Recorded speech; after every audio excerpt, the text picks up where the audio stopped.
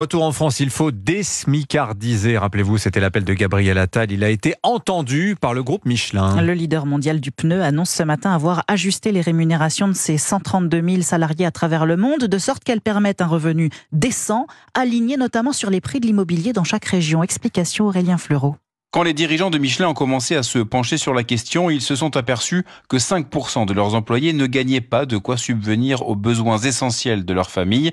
Florent Ménégo, le président du groupe, ne veut pas de salariés en mode survie. Alors on appelle ça le salaire décent. Ça, c'est quand on suit la nomenclature définie par les Nations Unies. La logique chez nous, c'est permettre à une famille de 4 membres sur un salaire d'avoir suffisamment pour aller au-delà de la nourriture, du logement, mais aussi avoir accès à du loisir, des vacances, du transport et de la culture. Un montant décent qui représente entre 1,5 et 3 fois le salaire minimum, détaille Floriane Viala, directrice de la rémunération de Michelin. Pour la France, on est autour de 39 000 euros de salaire annuel brut pour Paris, la région parisienne, ce qui représente un peu moins de 2 fois le SMIC.